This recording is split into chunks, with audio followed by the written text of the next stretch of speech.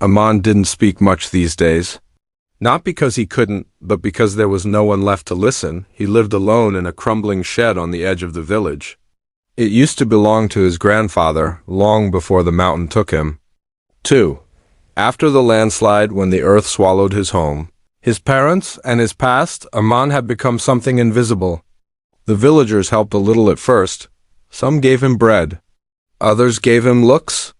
But over time, they all gave him distance. He walked with his head down, hands in pockets, and pain tucked deep behind his eyes. That evening, the sky was bruised, with purple clouds. The wind bit at his thin sweater as he sat near the broken fence, staring at the frozen path that led to nowhere, and then he heard it, a bark. Short, sharp, distant but clear. His head snapped up. There were no dogs in this part of the village. Not anymore. The last time he saw one was a year ago, a police dog that vanished during a rescue after the flood.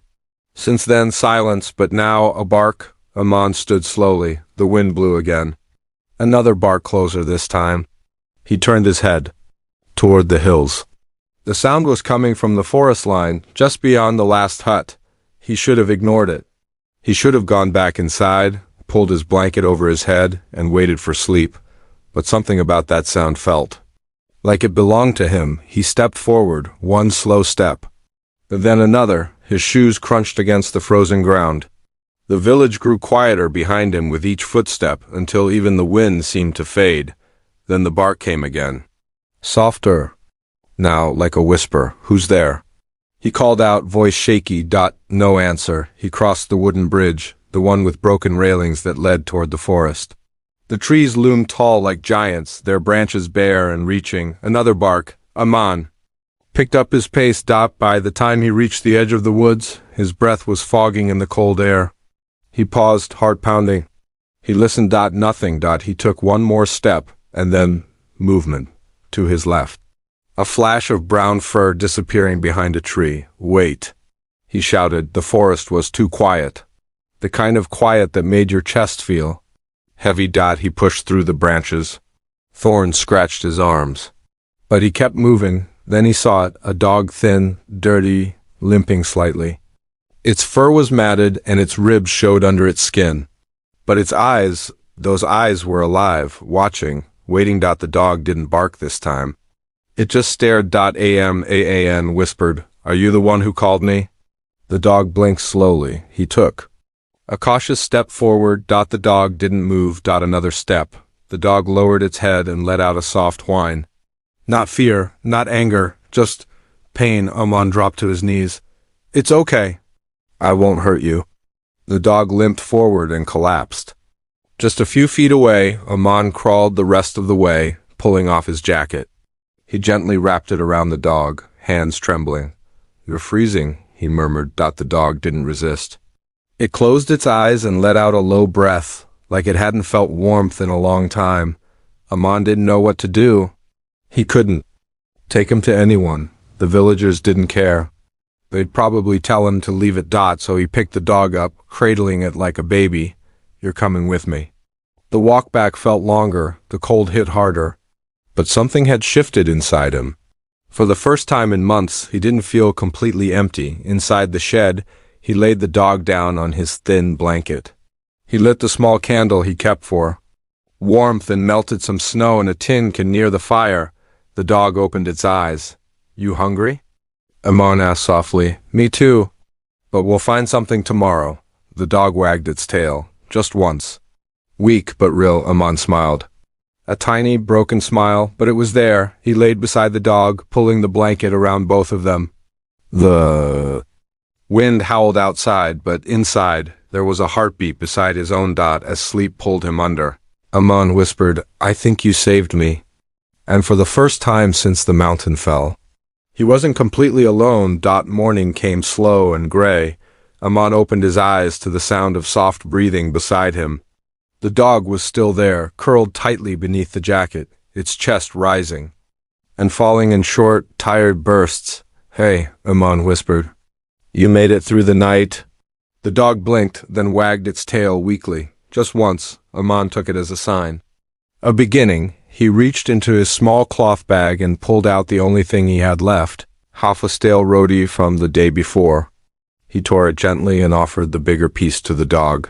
"You eat first." The dog took it with trembling teeth, chewing slowly.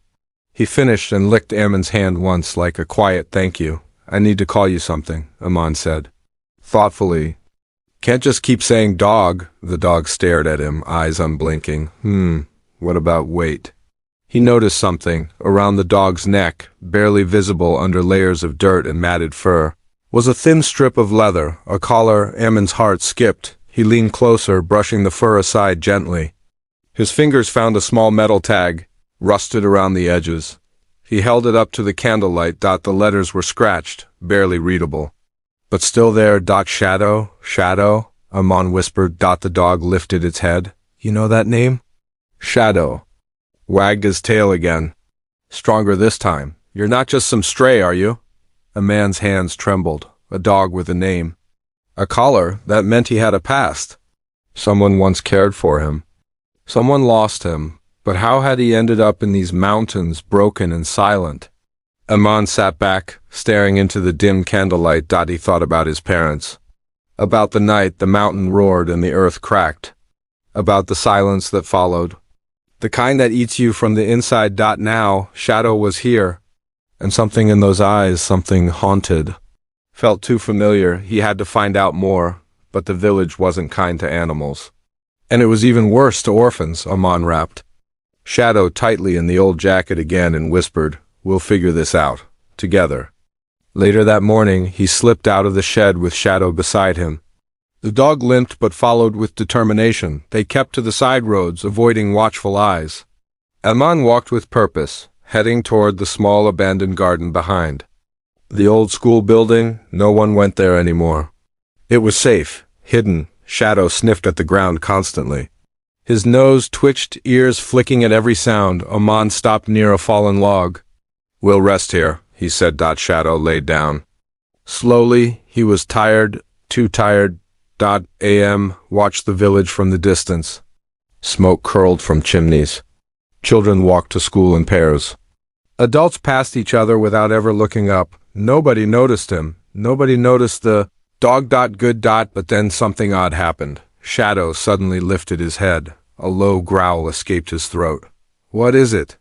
Ammon whispered. Shadow stood, trembling, and barked once, loud, deep. Then again. And again. It echoed through the trees, bouncing off the frozen trunks. "She!" "Quiet!" Ammon hissed, glancing around in panic, but Shadow wouldn't stop. He barked. Toward the hills. Toward the deeper forest. Then he began walking. "No, Shadow, wait." The dog turned and looked back. His eyes were pleading. He wanted Ammon to follow, and so Ammon did. He didn't know why. He didn't know what they were walking toward. But something about the bark, the way it pulled at the silence inside him, felt like it meant something. They crossed the shallow stream and moved deeper into the trees. Shadow barked again, more desperate now. Then suddenly he stopped, his head dropped. He pawed at the ground. Ammon hurried to his side. "What is it?" Beneath the snow, something metal glinted. Ammon dug with his hands, fingers freezing. He uncovered a small piece of a broken fence. Burnt at the edge, nearby, half buried in the snow, was a child's mitten. Ammon stared at it, throat dry. He picked it up. Tiny, pink, torn. He turned to Shadow. "What are you trying to show me?" The dog sat beside the mitten and let out a soft whine. Ammon's stomach turned. Something terrible had happened here, and Shadow remembered it. "Did someone die here?" Shadow didn't answer. He just lowered his head onto the snow. Ammon gripped the mitten tightly, the cold sinking into his bones. The barking wasn't just noise. It was a message, and Ammon was starting to understand.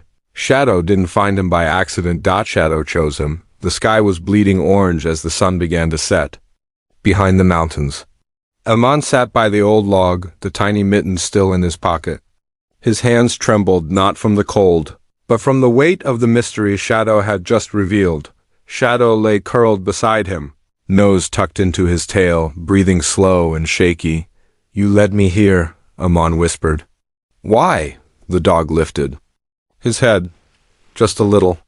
His eyes full of pain, yet calm, met Ammon's. For a long time, neither of them moved. Then, in the stillness, Ammon did something he hadn't done in months. He spoke. Really spoke. I was 9 when the mountain took them, he began, voice low. Mama was hanging laundry. Baba was fixing the roof. And then the sound. Like thunder, but worse, like the whole earth was screaming. Shadow blinked. I ran. That's what they told me to do. I didn't look back. His voice cracked. I thought they'd follow. Shadow shifted closer, resting his head on Ammon's lap. I waited for them to come. I waited for days. But the rescuers only brought back silence. Tears slid down Ammon's cheeks. He didn't wipe them. You know what silence feels like? He asked, stroking Shadow's fur. Shadow whined softly as if to say yes. You were alone too, huh? The dog didn't move. Just breathed, steady. Listening. It felt like the first time someone actually heard him. Ammon leaned his forehead against Shadow's. You and me. We're the same, he whispered. Broken, forgotten. They sat there until the last light faded behind the trees. By the time they returned to the shed, Ammon had made a decision. Shadow wasn't going anywhere. He belonged with him now. That night, Ammon stole a blanket from the back of the mosque. He didn't like stealing, but this was survival. Shadow needed warmth more than someone needed an extra cover. He laid it out beside the tiny fire, careful not to startle the dog. There, better. Shadow wagged his tail gently. Ammon smiled. You're welcome. He sat beside him, pulled out the roti crust he had saved from earlier, and split it in two. He placed one half in front of Shadow. This is all we got for tonight. Not much? Huh? Shadow ate without complaint. Afterward, he nudged his nose under Ammon's arm and curled up against his side. Ammon stiffened for a second, then relaxed. It was the first time in a year that anything touched him without pity or fear. He whispered, You're not like other dogs. Shadow looked up. There's something in your eyes. Like you remember everything. Even the stuff you wish you could forget. Ammon took a deep breath. I get that. There was a silence between them, but it wasn't empty. It was full of understanding. Later, as the wind howled outside, Ammon looked at Shadow and asked, Who named you? The dog didn't answer, of course, but Ammon imagined it. Maybe there had been a little girl. Maybe Shadow was her protector. Maybe he had once lived in a warm house, chased balls, licked ice cream off sticky fingers, and maybe one day, everything burned. Ammon pulled the mitten from his pocket and held it out to Shadow. This belonged to someone you loved, didn't it? Shadow sniffed it, his body tensed. Then he let out a quiet whimper and turned his face away. Ammon gently placed the mitten beside the dog. It's okay. I won't ask again. The candle flickered. Aya curled up beside Shadow, their bodies pressed together under the stolen blanket. The shed was still drafty, still cold, still falling apart, but tonight it felt like a home. As sleep took him, Ammon whispered into the dark, You're not alone anymore. Not while I'm here. And from the quiet beside him, the soft thump of a tail on the wooden floor. Two broken souls. No words. No promises. Just warmth. Just survival, and the beginning of something that felt a little bit like healing. Morning sunlight poured weakly through the cracks in the shed's roof. Ammon woke to the soft sound of Shadow breathing, curled up beside him under the blanket. His fur was warmer today, his breaths were smoother. The dog was healing slowly. Ammon stretched, bones cracking, and sat up. Time to check your bandage, he whispered.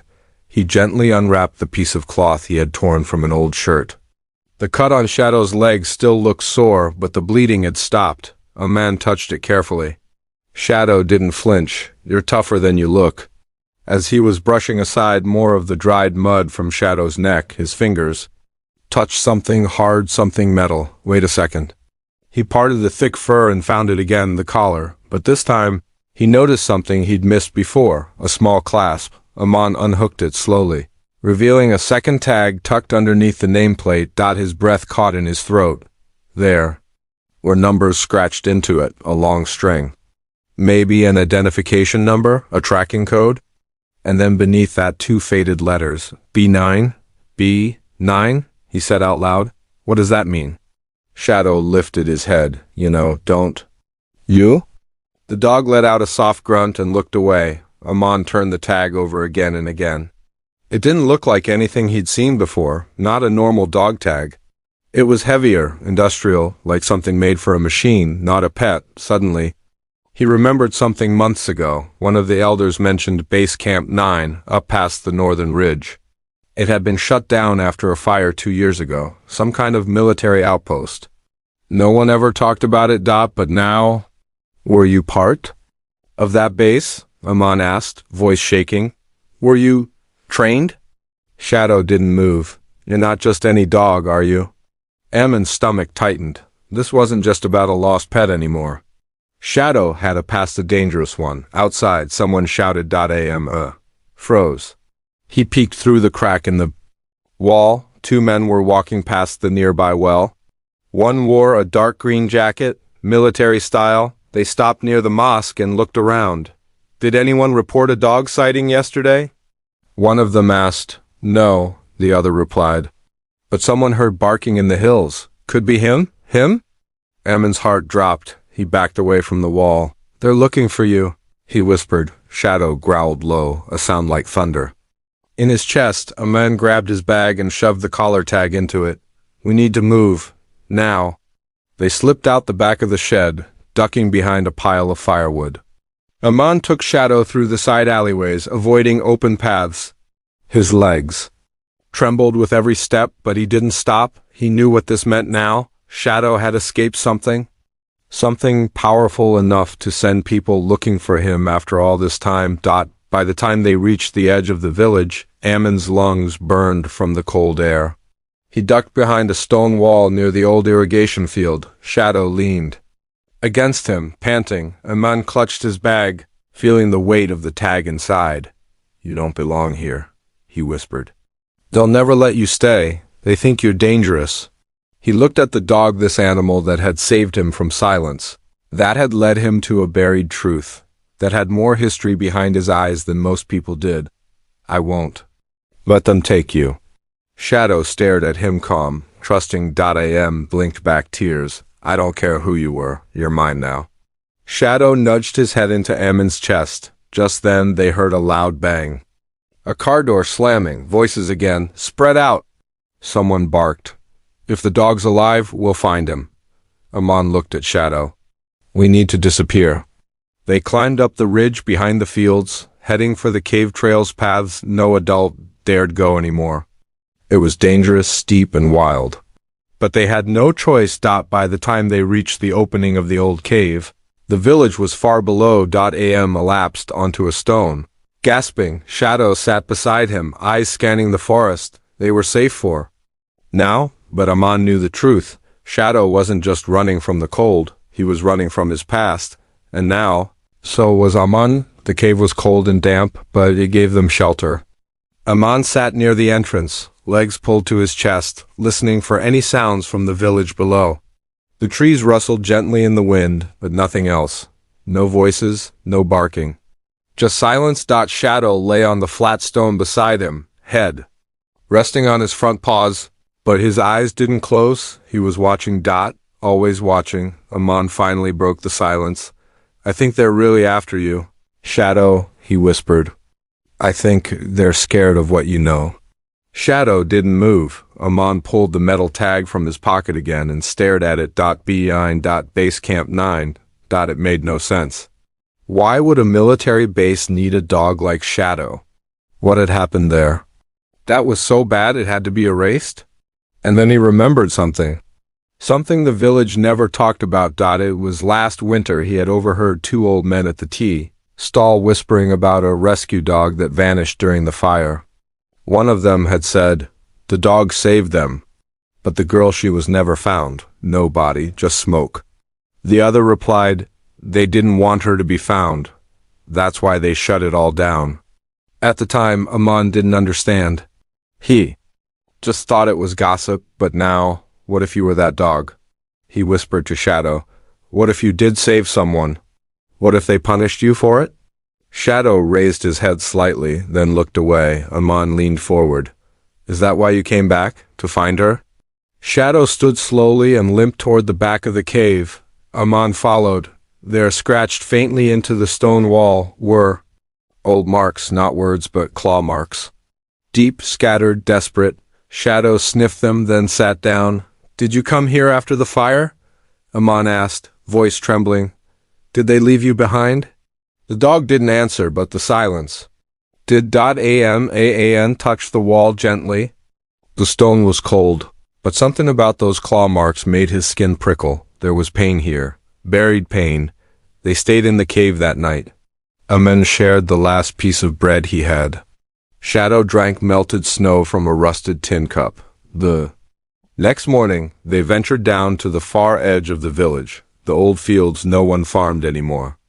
Aman knew a man who lived there. A quiet, broken man named Faraz Barkat. The villagers called him the Hermit. Sighed, he used to work with the military.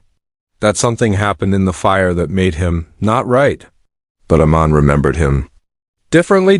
When Aman's parents died, Barkat was the only one who sat beside him in silence, offering a warm glass of tea without a single word. If anyone knew the truth about Shadow, it was him. They found him hunched over a dying fire outside his mud house, eyes red from smoke. He looked up as they approached. His eyes landed on Shadow. Everything stopped. He didn't blink, didn't move, just whispered, "It's you, Aman." Step forward. You know him? Barkat stood slowly, his hand trembling. He's not supposed to be alive, he murmured. They told me he died in the fire. They made me sign a report.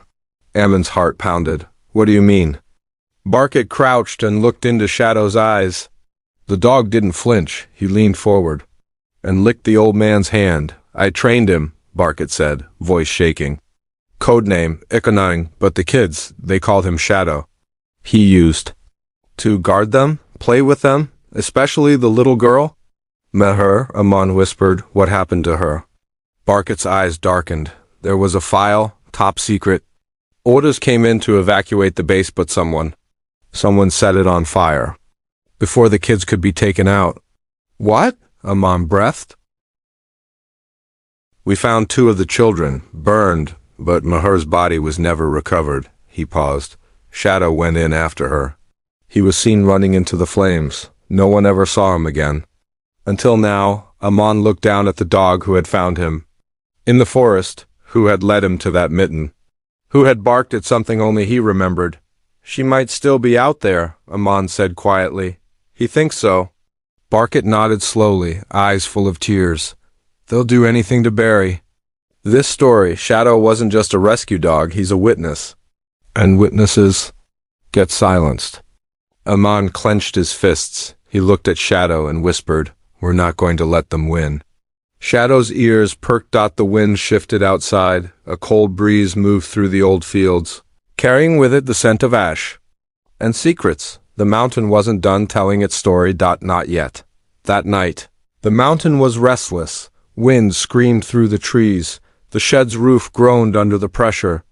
Inside Faraz Barkat's tiny home, Aman and Shadow slept huddled near the fire. Barkat had given them a wool blanket and 2 boiled potatoes, more than Aman had eaten in days. But sleep didn't come easy, especially for Shadow. The dog twitched in his sleep, legs moving like he was running. A low, broken whimper escaped his throat, then a sudden bark. Aman sat up immediately. Shadow? Shadow yelped, his whole body jerking. Aman crawled over and laid his hand on the dog's chest. It's just a dream, you're okay. But the eyes that opened weren't calm. They were wild, scared. Shadow panted heavily, heart racing beneath Aman's palm. Barkat stirred from his corner and lit a lantern. He remembers, he said quietly, not just with his mind. With his body. Dogs don't forget trauma, they carry it. Aman rubbed Shadow's back.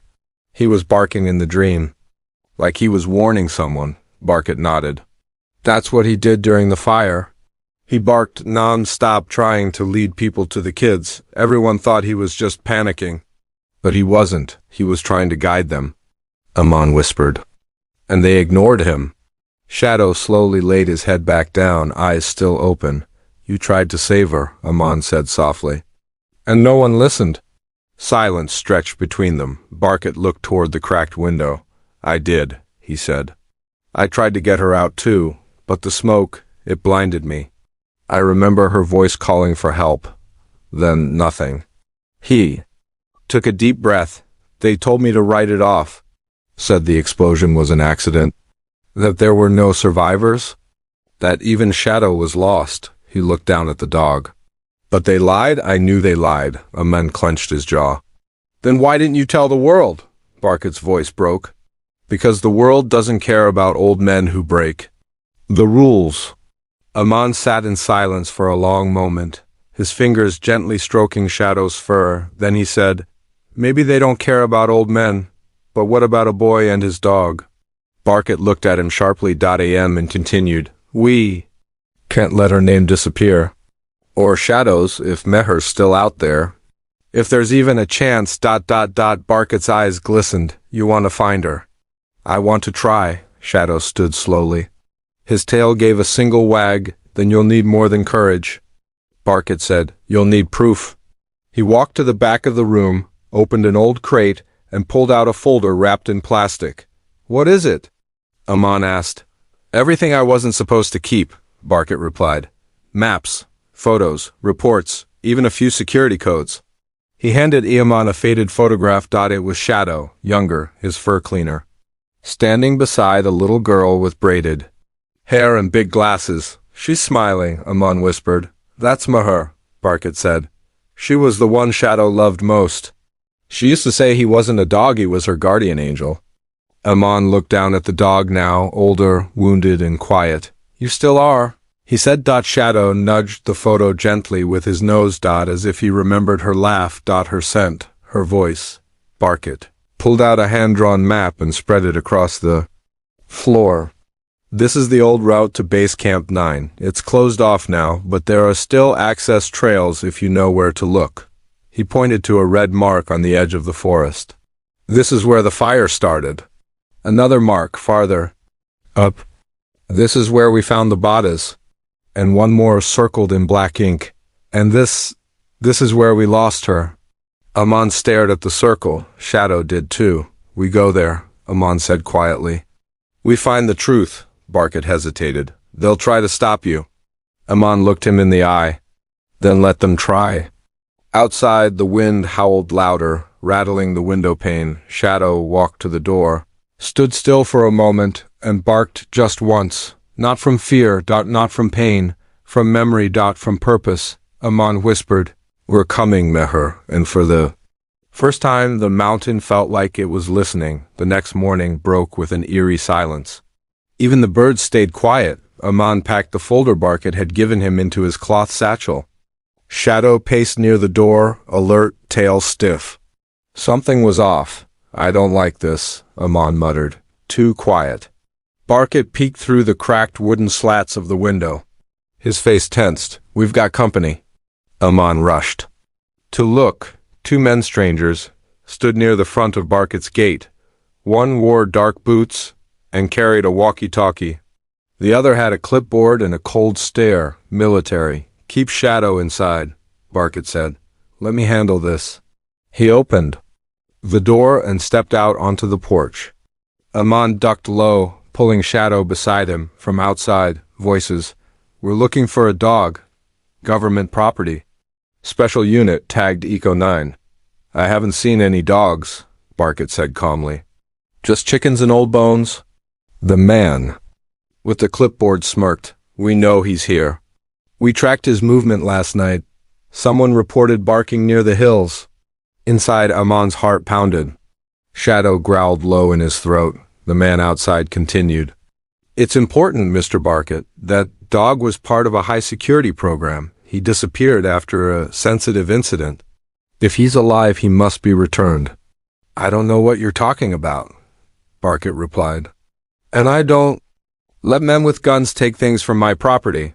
Suddenly, the door burst open. Aman gasped as the soldier stepped inside, rifle slung over his shoulder.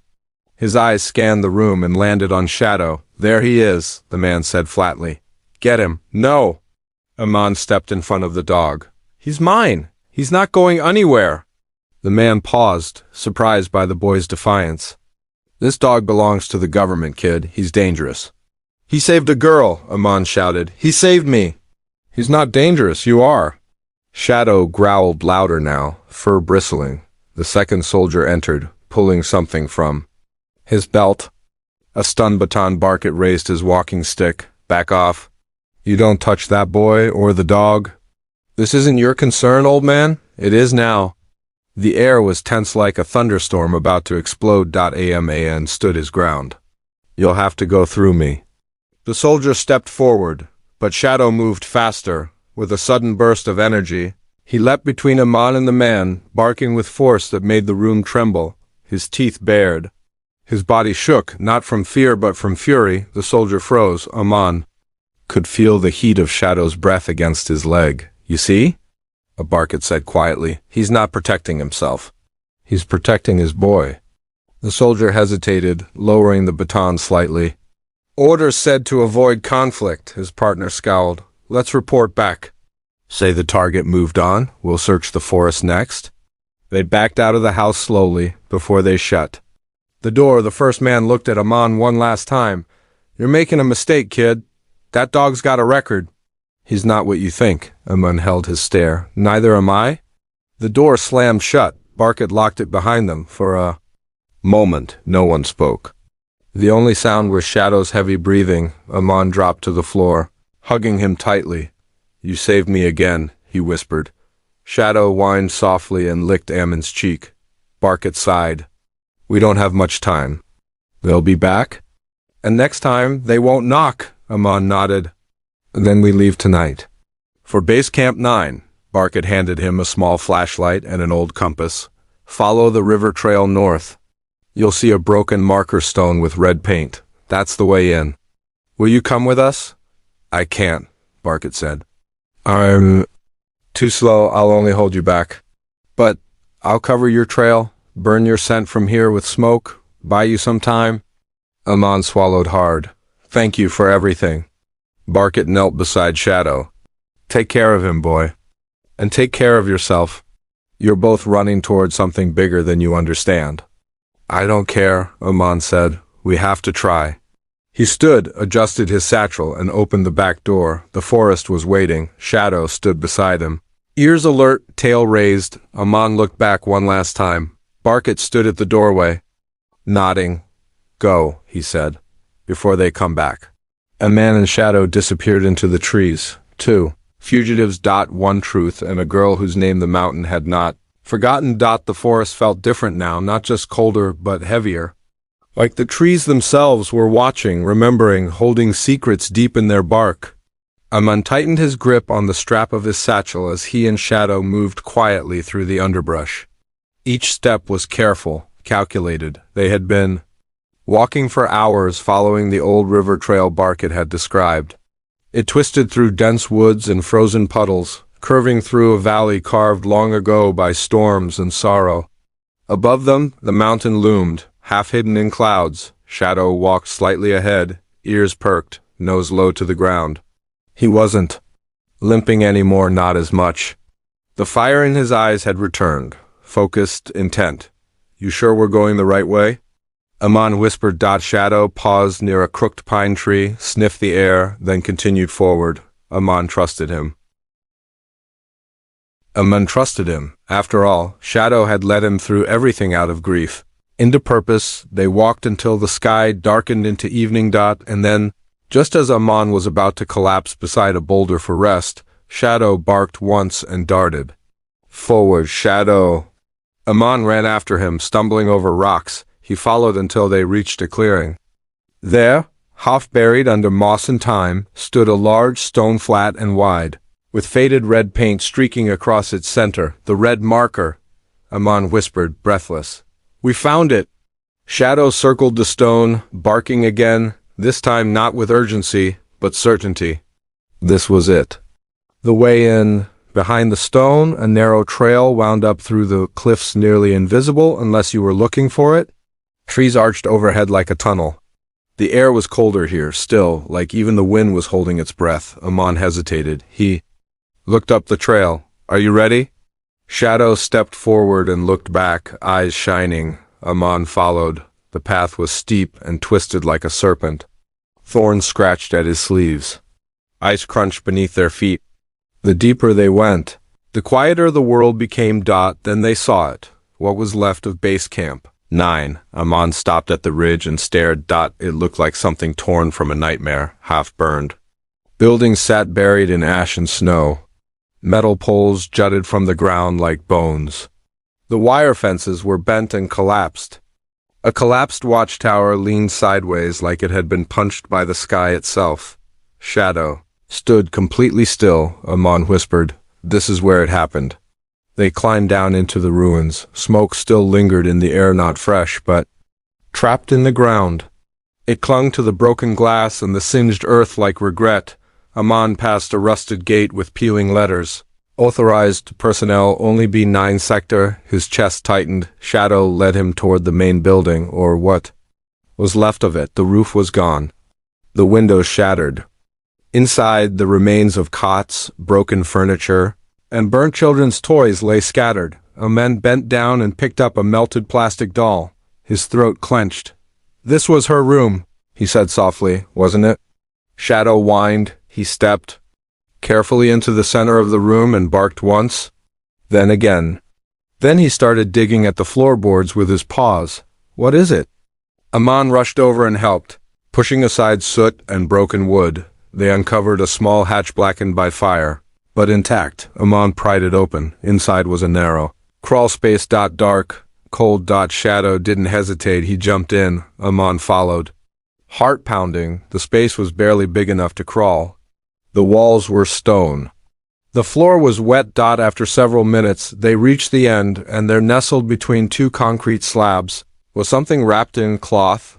Eamon's hands shook. As he unwrapped it, inside was a child's journal. He flipped it open. The first page read, "If you find this, my name is Meher, and I'm scared." His breath caught. Shadow let out a soft, broken sound, half bark, half cry. Amon turned the next page. Tears spilled from his eyes. Drawings, notes, scribbled pages. The last entry read, "Shadow said not to be afraid. He said he'll come back. I believe him." Amon clutched the journal to his chest. "She's real," he whispered. "She was here." Shadow curled beside him, tail thumping once. Amon looked into the dog's eyes. "You kept your promise." Shadow licked his cheek. And in that moment, Amon realized this journey wasn't just about finding Meher. It was about finishing what Shadow had started. They were no longer running. They were fighting for truth, for justice. For the girl who had never stopped believing. A man held Meher's journal like it was made of glass. His fingers trembled as he turned the fragile pages, each one filled with the voice of a little girl who had been forgotten by the world, but not by her dog, Crayon. Drawings showed her smiling with Shadow. Stick figures holding hands. One picture had a sun, two trees, and the words, "My best friend is a hero." Amon swallowed hard. "She loved you." Shadow whined softly, tail brushing the dusty floor. A few pages later, the entries turned darker. "Something bad is happening. Grown-ups are shouting. Shadow won't leave me." He growled at the soldier who tried to pull me away. The fire started. Smoke, screaming, "I can't breathe. We're hiding now." Then, nothing. No last entry. Just silence after that final note. Amon closed the book, heart pounding.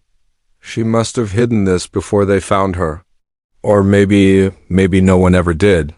He stared into the dark tunnel. What happened after those final words? Had Meher escaped? Was she taken? Or worse? Amon looked at Shadow. If she died here, wouldn't they have found her body? Shadow didn't move. He just stared back, eyes filled with something deeper than grief. Guilt. Amon whispered, "You think you failed her?" Shadow lowered his head, but Eamon shook his own. "You didn't. You saved her memory. That means something." He placed the journal gently in his satchel and crawled out of the tunnel.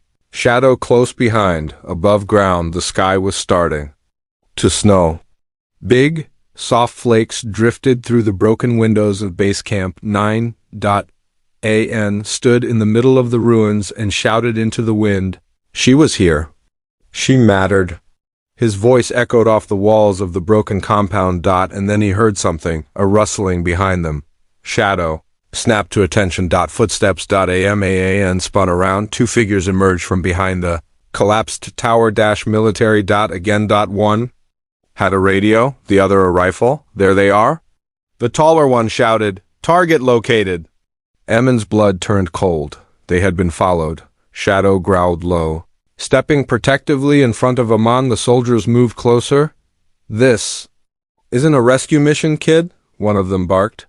"You've crossed a line." Amon reached into his bag and pulled out the journal. "I've found the truth. You can't bury it anymore." The soldier scoffed. "That book's a fairy tale. No one will believe a stray mutt and a street orphan." Amon stepped forward, holding the journal tightly. "It's not just a book, it's her voice. Her name was Meher. She trusted him. And now I know what you did. You left her." The second soldier raised his rifle. "You need to come with us." Shadow growled louder, body shaking with fury. The first soldier hesitated. "He's dangerous, trained for combat." "Then why?" "Is he standing still?" Amon shouted. "He could have attacked already, but he hasn't, because he's not dangerous. He's loyal." Snow swirled between them for a moment. Everything stood still. Then Shadow barked once and darted toward the trees, tail high. Amon didn't hesitate. "Come on!"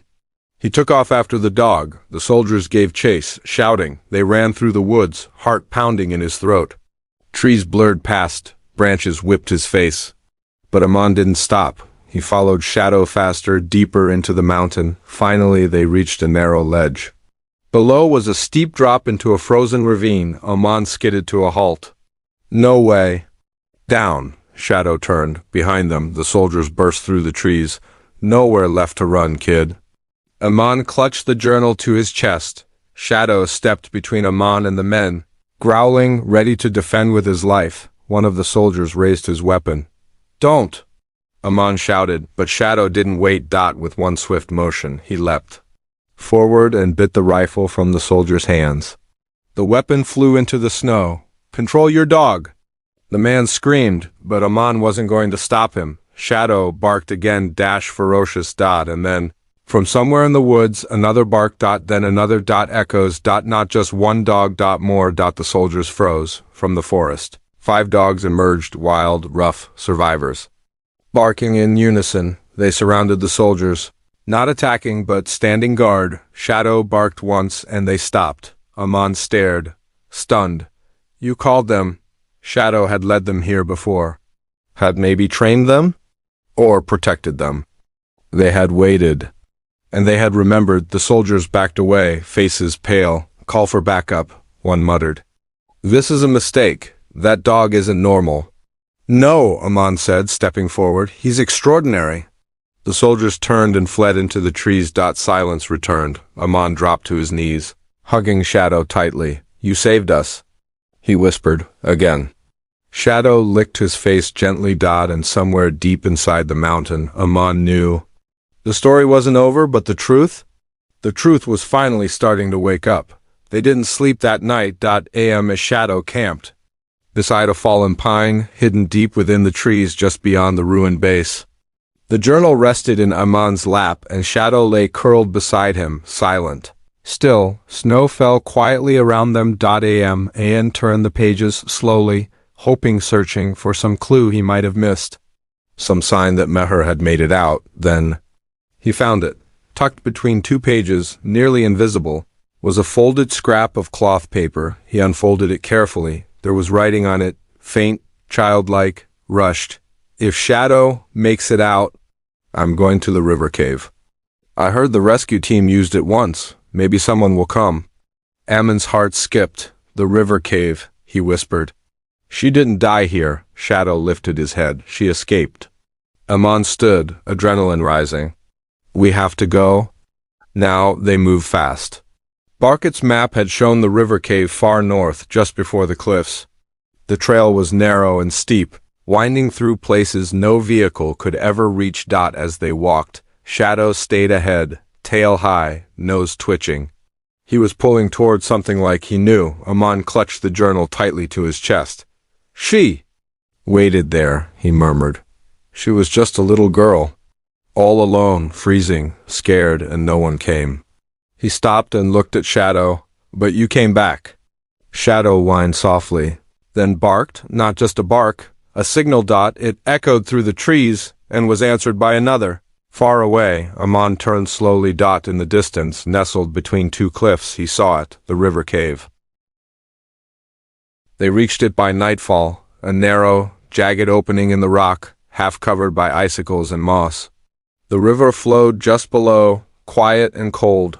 Shadow sniffed the entrance, then stepped inside. Amon followed, heart racing. Inside the cave was small, barely enough space to stand.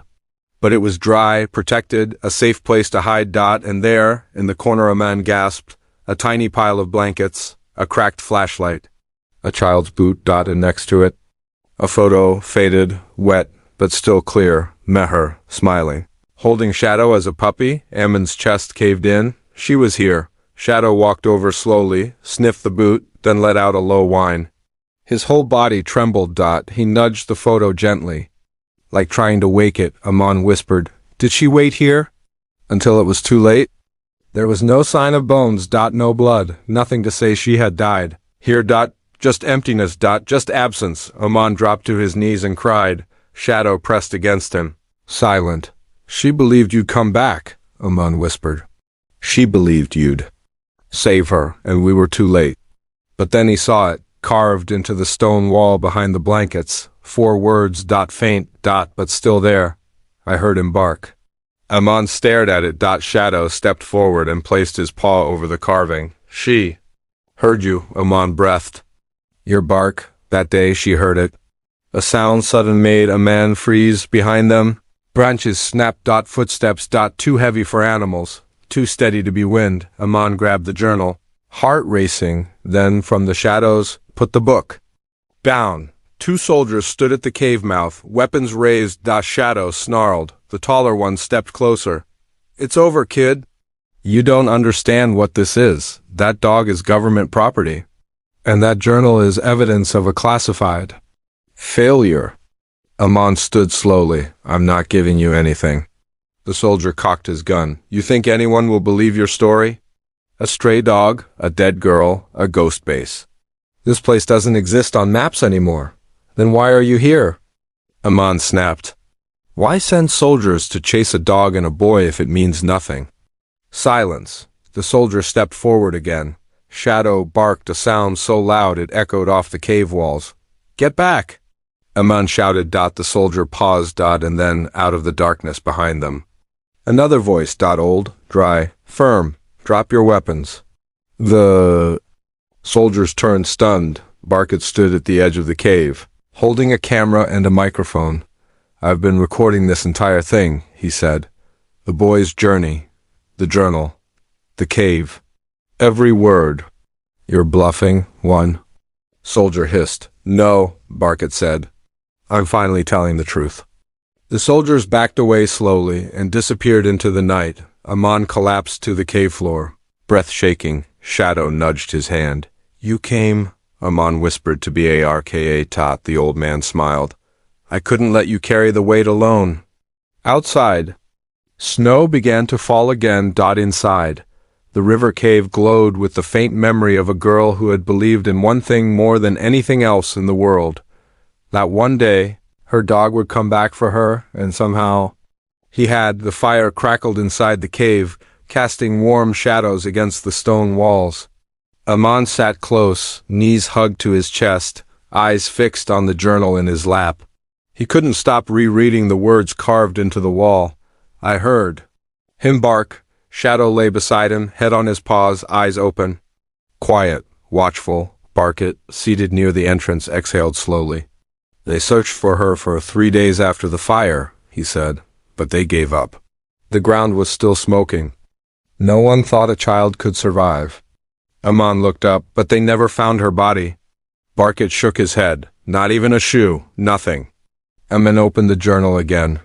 This proves she made it out. She got here. She waited for help. And none came, Barkett said. His voice low, full of shame. And looked down at the photo again, Meher with Shadow, both of them smiling, untouched by the darkness that would follow. She trusted you. Barkett flinched. She trusted all of you, Aman continued, voice breaking. And instead of helping her, you erased her. She wasn't supposed to be there, Barkett said. None of the kids were. The base was. An experimental program. Shadow and a few others were trained to protect children during natural disasters, floods, fires, even war zones. But when the project failed to meet targets, they pulled funding. He looked down. The kids became collateral. Aman whispered, so they burned it. No, Barkett said. I think someone let it burn. And no one stopped it. Aman clenched his fists, and Meher got left behind. Shadow stirred slightly, as if hearing her name still meant something to him even now. Aman whispered. She waited for you. I know, Barkett said, wiping a tear, and he tried. God knows he tried, he nodded at Shadow.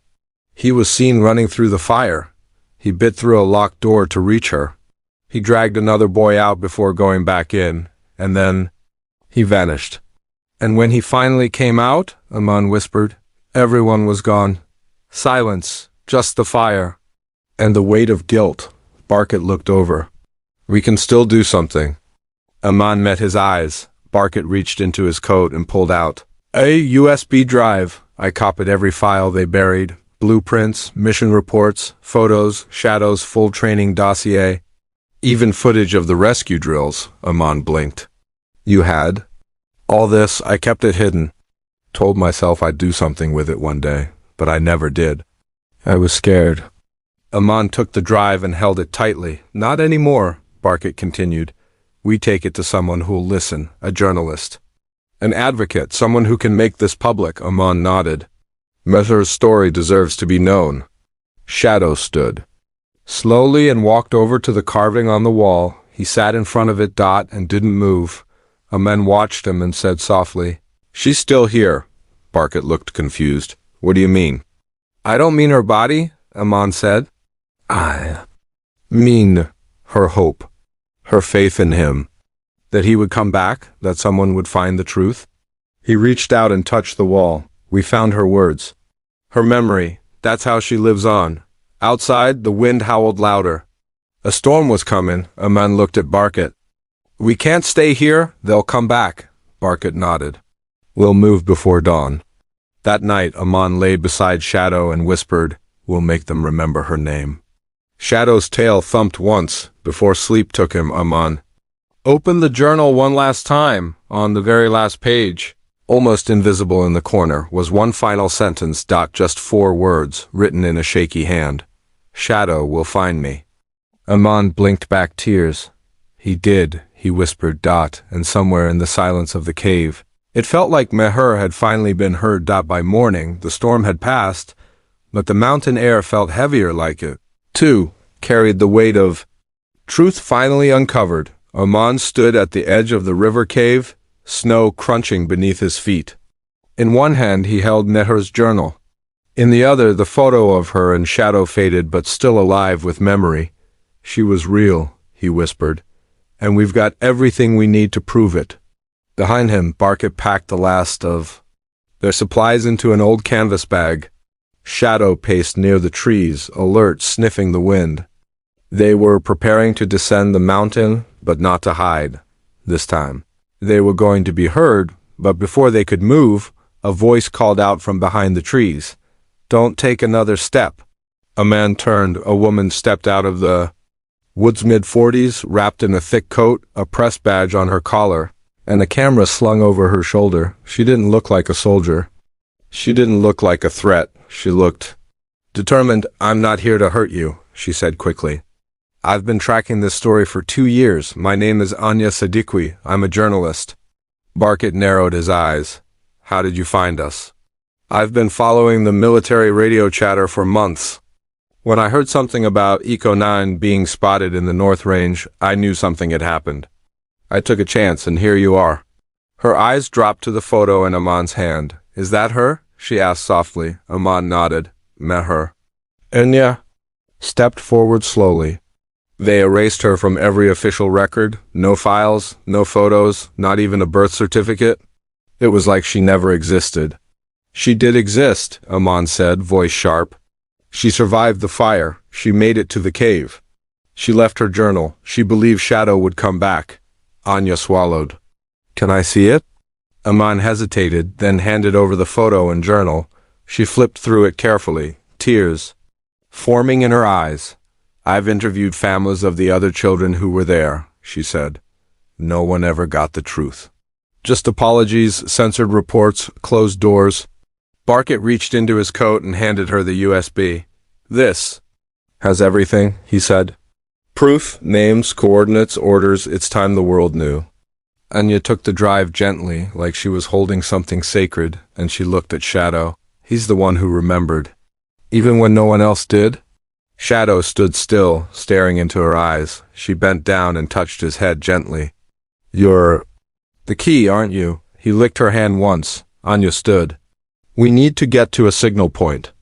I have a satellite phone, but the range is weak here. There's a ridge an hour north. If we can get there, I can send everything to my editor. Amon nodded. Then let's go.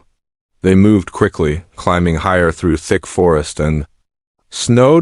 As they reached the ridge, Anya set up her equipment, hands shaking slightly from the cold and adrenaline. Barkett helped stabilize the signal. Amon kept watch. Shadow stood near the edge, ears perked. The file upload began. Anya whispered, Once this hits the server, they can't stop it. The world will know what happened to her. What they did to these children, and what Shadow tried to save. The progress bar crawled upward. 24%, 37%, 64%, then dash shouts. Behind them. Soldiers dash again. They came through the trees. 3 this time, armed, angry. They came through the trees. 3 this time, armed, angry. Shadow growled and stepped forward. The lead soldier shouted, Turn off that device! Now! Amon stepped between them. Not this time, he said. We have proof. The world's going to see what you did? Anya didn't stop uploading. Final warning. The soldier barked, but Barkett lifted his walking stick and said quietly, You're already too late. The bar hit 100%. Upload complete. The signal blinked green. Anya smiled. It's done. The soldiers hesitated. One cursed under his breath. The other lowered his weapon. We were just following orders, he muttered. And stared at him. So was Shadow. Silence. Then slowly, one by one, the soldiers backed away defeated. They knew it was over. Shadow walked to Amon's side and sat. And somewhere, deep in the heart of the mountain, Meher's voice trapped for years in crayon and snow finally reached the world. She was no longer missing, she was remembered.